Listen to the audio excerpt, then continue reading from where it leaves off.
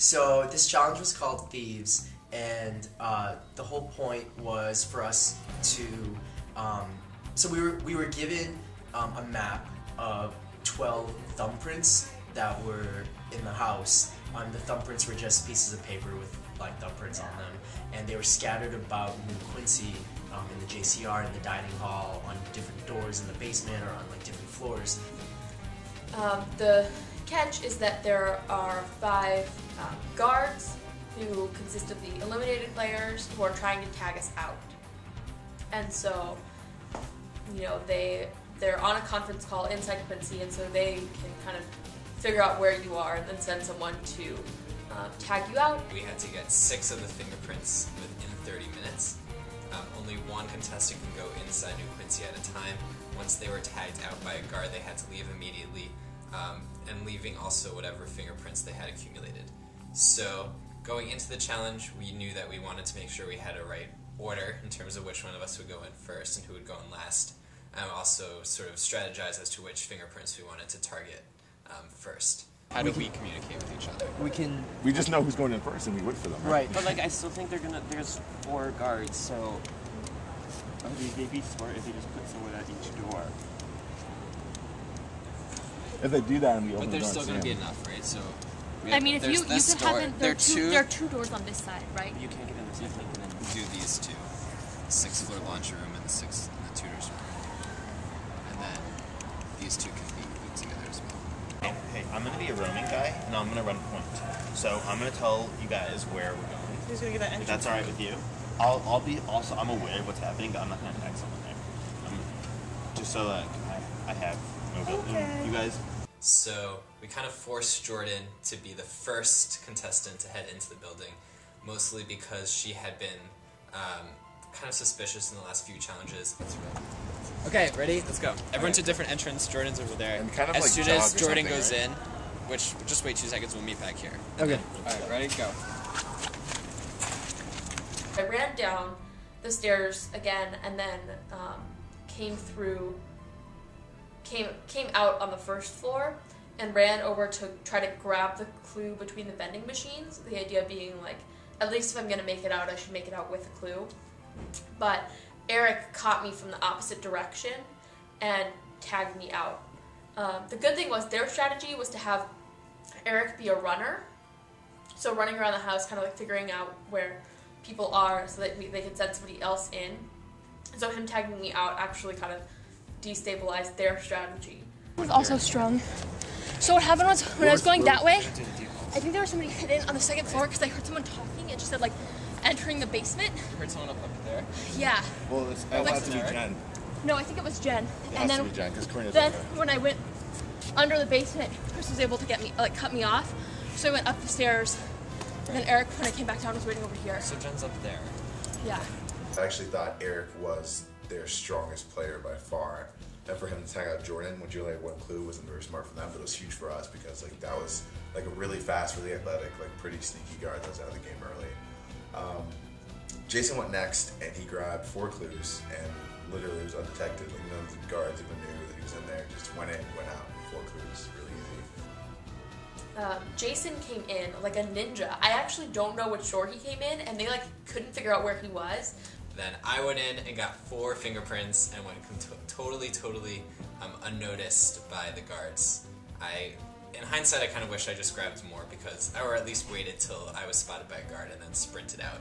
And then the 3rd person who went in was Colin, and he was in there for a while. We were on a time limit of 30 minutes, but he ended up getting 3 clues, but he got tagged out. I shouldn't have worn my sweatshirt in. Oh. Wow, okay. I got the tutors. I got the computer lab one. So he got tagged up by Chris, and we later found out that he was, because of our survey results, he was the meanest, and so he was given a secret exemption. I guess the mole emailed him, David and Zane emailed him and said that if he could get 4 clues and kind of sabotage the challenge and get tagged out so that those 4 didn't count towards our total, he would get an exemption. And I could have definitely gotten 4. And I could have gotten 4 in mine, but the fucking clue on the piano, I missed it, which really sucked. And then getting down was the hard part, because I got the 2-6 floor and the 4th floor computer lab clues, and those were easy. But then getting down was hard. I thought I was going to be able to sneak past John, but I couldn't. And then he actually chased me, and I thought he would kind of give up, but he didn't. And then I got trapped by Chris. I almost snuck by Chris because he was on the phone and didn't realize. But then he got me. But I understand why he did it, considering that he thought he could get an exemption out of it. Though I think it does demonstrate maybe that he was the meanest player if he was willing to sacrifice the team's success for getting an exemption. I went in 4th, and with only 8 minutes left, because Colin took such a long time. So there was 8 minutes left, and there were only 3 clues left. And at this time, we only had 4, which were Jason's. So we had a deficit of 2 that we needed in order to get the clue at the end of the challenge to be successful. Okay. Okay, I'm going. Okay. I'm gonna go. How's she? She's probably. Okay. We'll just She's by the. Hey, do you guys see Jen? I don't know if she. Okay, I'm gonna go. Okay. Yep. Picture. Scott came in, and Scott was running all over the place.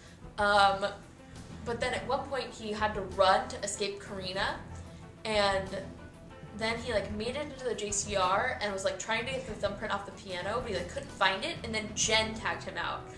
And that seems kind of suspicious that he was able to like that he like couldn't get a clue, like couldn't escape, like escaped once but then like got caught again. It just seemed suspicious.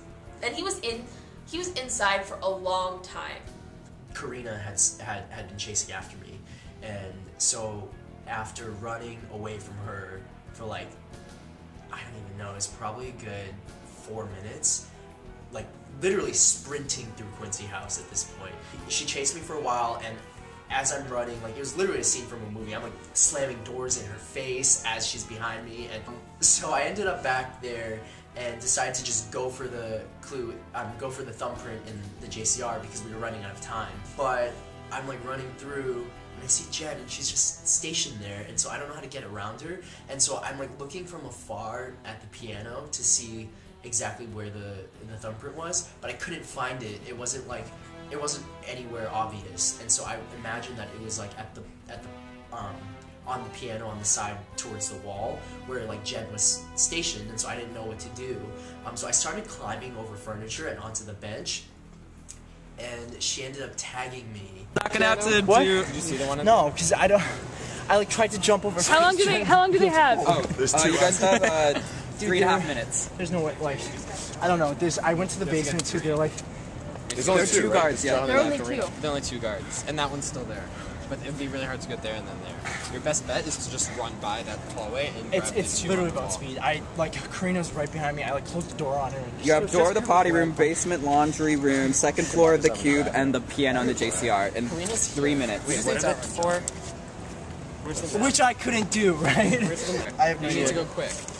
I didn't take it with me. Jason, do you have the map? It's on the steps. Jason, do you have the map? Wait, can you just read the 4 again? Basement, laundry room. Watch out for John. He's the football man.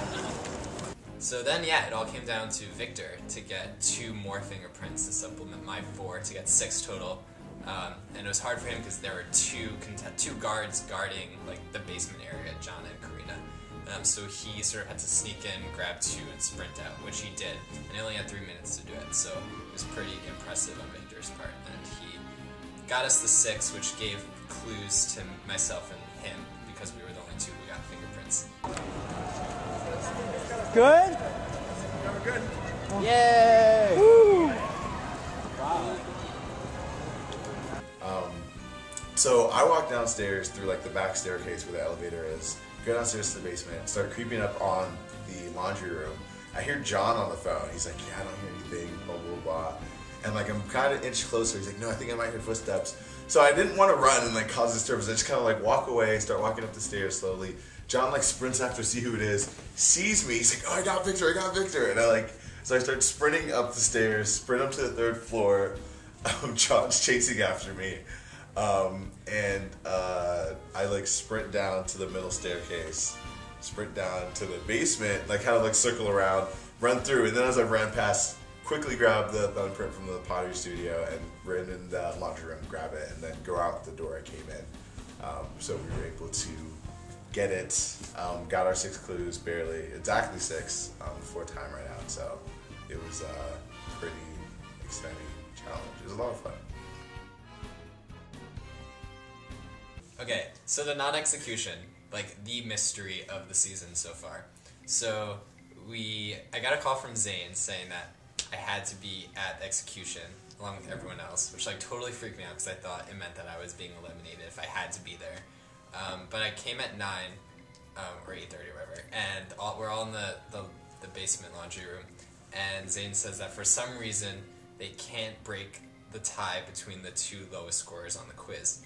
And because of that, the contestants would have the choice between either getting 2 additional questions that would hopefully broker the tie and determine who would be eliminated, or to have a double execution next round and keep everyone in this time. So we did it by a majority vote, and we decided to keep everyone around and do a double elimination for next time. So it was a really hard decision actually for myself. I think what I was thinking was that one, this like basically gives an exemption to someone who would have been eliminated, but 2, you don't know who those 2 were, right? So if it's you, like you're really happy. If you realize it wouldn't have been you, then it kind of stings because you know that like someone basically got an exemption, should have gone home. So there was a tie, but they couldn't figure out who should be eliminated. They won't really explain why. It seems like maybe the timestamp was very similar, or maybe there was some issue with the quiz going out that meant that they couldn't figure out, which person ought to be eliminated. Or it could be a secret twist where one of the 2 moles was going to go home or something like that. I don't really know. I don't know. I keep waiting for there to be a twist because of David and how I just feel like he would love twists. So, yeah, I don't know.